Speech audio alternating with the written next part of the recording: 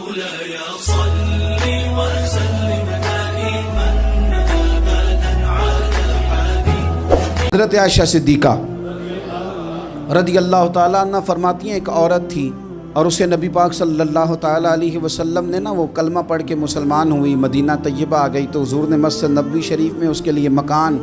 ایک سادہ سا کمرہ ساتھ مسجد کے بنوا دیا، وہیں رہنے لگی۔ اکثر وہ سیدہ طیبہ کے پاس آتی تو حضرت عائشہ صدیقہ رضی اللہ تعالیٰ عنہ فرماتی ہیں وہ بڑی باتیں سناتی اور آخر میں کہتی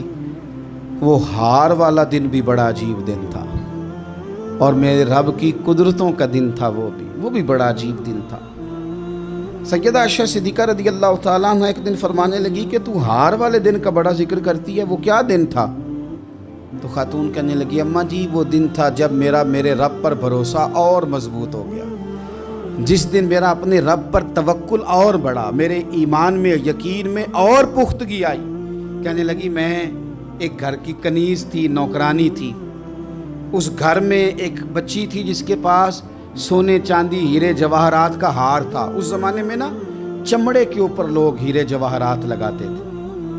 کئی دفعہ سرخ رنگ کے چمڑے پہ لگائے جاتے تھے، وہ بچی پہنتی تھی تو کہتی ہوں بچی کے اس نے اتار کے رکھا یا اس سے گرا وہ ہار تو چیل اسے اٹھا کے لے گئی گوشت سمجھ کے اور میرے سامنے اٹھا کے لے گئی۔ گھر والوں نے مجھ سے پوچھا، یہ بخاری میں موجود ہے، گھر والوں نے پوچھا مجھ سے کہ وہ ہار کہاں ہے تو میں نے کہا چیل اٹھا کے لے گئی۔ گھر میں کچھ چوری ہو جائے تو سب سے پہلا الزام کس پہ لگتا ہے؟ ملازمین پہ۔ کہتے انہوں نے مجھے بڑا مارا، بڑی تکلیف تھی، حتیٰ کہ میری شرمگاہ تک کی تلاشی، میری عزت اتنی خراب کی میں بتا نہیں سکتی۔ میں نے اپنی زندگی میں ایک واقعہ دیکھا، ایک امیر گھر میں چوری ہو گئی، ملازم کو اتنا مارا کہ وہ چارپائی پہ پڑ گیا، پولیس والوں سے اتنی مار پڑوائی گئی کہ وہ بیچارہ چارپائی پہ پڑ گیا، اور پھر وہ اتنا بیمار ہوا اور کچھ دنوں کے بعد پتہ چل گیا کہ چور تو اپنا بیٹا ہے ان کا، پھر اس کا انتقال ہو گیا۔ اب وہ سیٹھ صاحب اور گھر والے آ کے مرنے والے کے کان میں معافی مانگ رہے ہیں، کان میں۔ تو میں نے ان سے پھر کہا تھا کہ یہ تو اب چلا گیا ہے، تمہارا زور چلتا تھا نا تو تم نے قانون خریدا اور تم نے اسے جتنا ہو سکا تم نے اسے مار پڑوائی،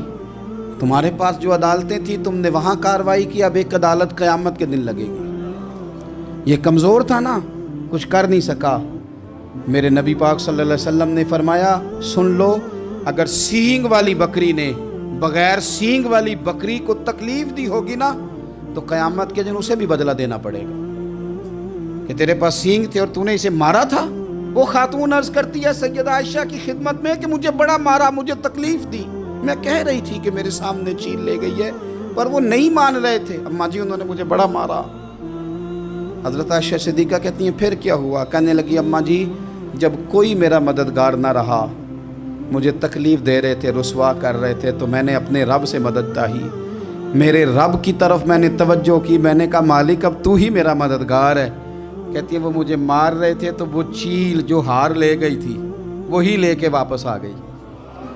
اور ہمارے سروں کے قریب لا کے اس نے جب اس ہار کو پھینکا وہ مجھے چھوڑ کے سائیڈ پہ ہوئے، وہ میری بے گناہی جان گئے، لیکن آپ کو بتاؤں اس دن سے میرا اپنے رب پر یقین اور بڑھ گیا۔ مجھے سمجھ آ گئی کہ جب انسان پورا ٹوٹ جاتا ہے اور جب کوئی چاروں جانب اس کا مددگار نہیں ہوتا تو رب تو ہوتا ہے نا، اللہ تو اس کا مددگار ہوتا ہے نا، وہ تو پھر اپنے اس بندے کی مدد کرتا ہے نا، پھر وہ تو توانائی دیتا ہے نا، وہ تنہا نہیں چھوڑتا، وہ تو آنسوؤں والوں کے آنسوؤں پہ بڑا کرم فرماتا ہے، وہ تو قسم پرسی میں آ جاتا ہے، اس کی رحمت بڑھ کے استقبال کر لیتی ہے۔